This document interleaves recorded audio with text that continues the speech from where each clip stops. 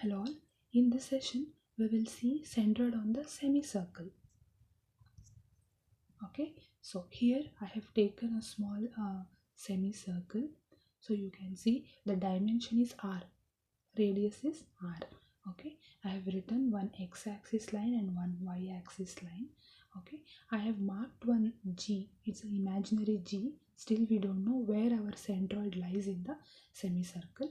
So I have marked the g.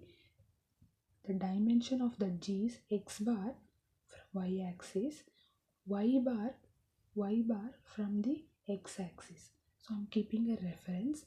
So after this, I'm just cutting the small elemental area. You can see that small strip O A B. I'm just cutting that strip. How we have taken a small area in a triangle and rectangle, same thing I'm taking in this shape here, and that one you are just taking that strip from theta with the angle, and the elemental part which you are cutting it is d theta. So that we need to remember the dimension of that. Okay, first we will introduce this. Consider a semicircle of radius r as shown in the figure. So I'm just considering one semicircle of radius r.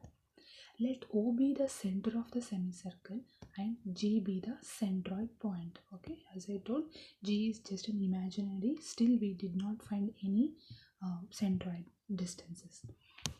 Let us consider an elemental area dA. So as I told, that small strip which we cut, so that is dA, that is small area. Now neglecting the curvature means the curvature of that cutting part is little bit slope, so we are neglecting that. To derive the formula, we are neglecting the curvature. That elemental area is treated as a triangle with base AB and the height r. Height means the radius, so that is r. Next, that is OA is equal to OB is equal to R. That is the elemental part which you cut. The height is OA and OB, both are radius, so that is R.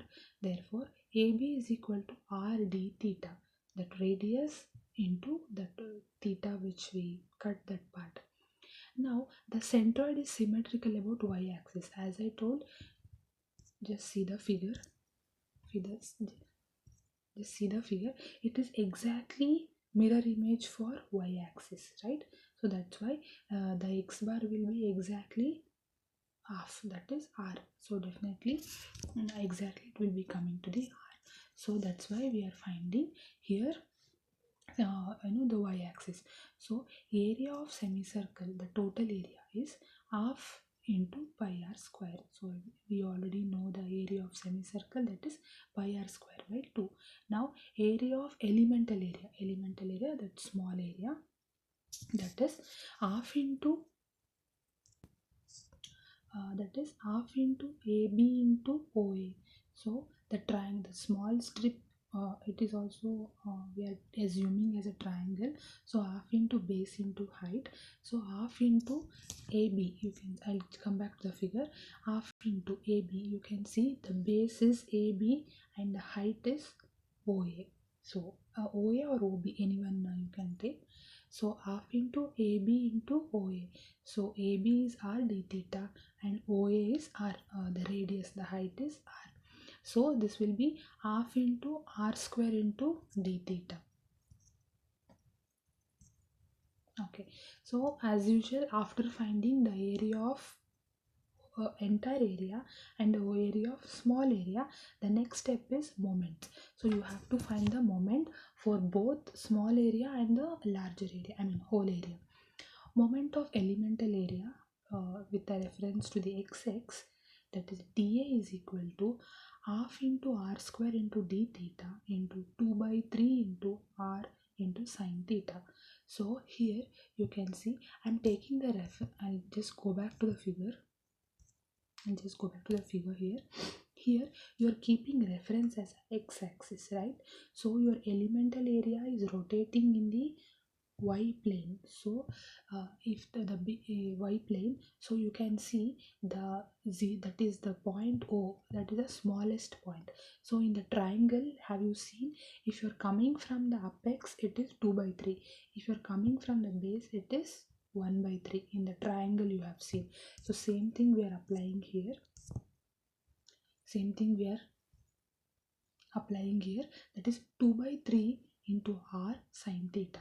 So if you just solve this, it will be 1 by 3 into r cube sine theta into d theta.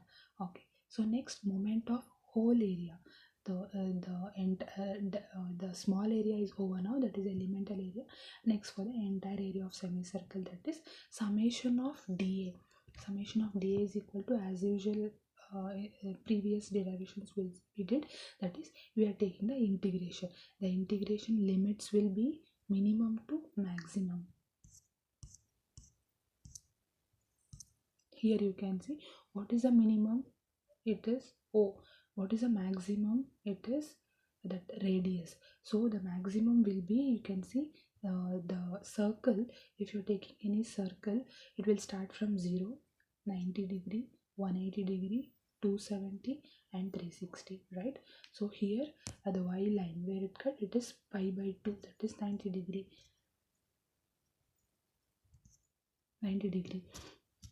But the semicircle, it is how it is looking from 0 to half circle, so that is pi. So the minimum and the maximum, that is 0 to pi. So take 1 by 3 into r cube into sine theta into d theta. So here if you substitute, if you do integration for this, it will be r cube by 3 into the integration of sine theta is minus cos theta. So applying the limits, lower limit and upper limit, so the final answer will be summation of dA. Here you can see a summation of dA, that whatever it is there, is equal to 2r cube divided by 3. The final answer for the moment of whole area will be 2r cube divided by 3. So finally we are applying the formula.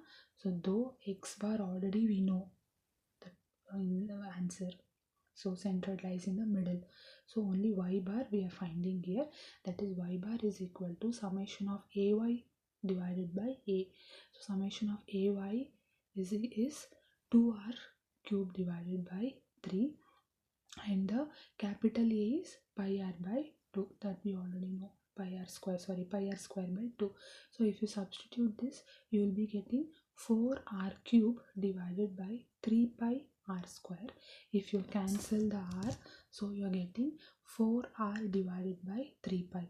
So the y bar, in the figure I have marked, x bar is already we know the answer, it is half.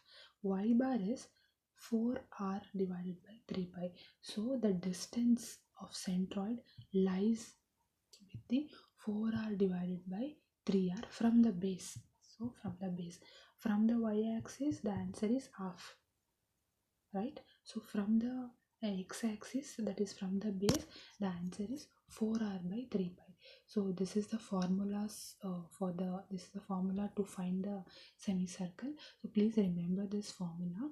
So once again, while finding the problems, when the semicircle shape, if you're getting in a semicircle shape, the formulas will be x bar. If you fold it in y-axis, see, it is exactly half. So whatever the dimension is there, if it is 8 centimeter, so the x bar will be 4 centimeter. If you fold it in x like this, if you fold a semicircle in this way, so the height will be, that y bar will be 4r by 3 pi, that you need to substitute with the actual dimension. For example, if the radius is if the radius I'm giving 4, so if you apply the formula, so it will be 4 into 4 divided by 3 pi. So in this way we need to substitute in the problems. We'll see further in the problems. Thank you.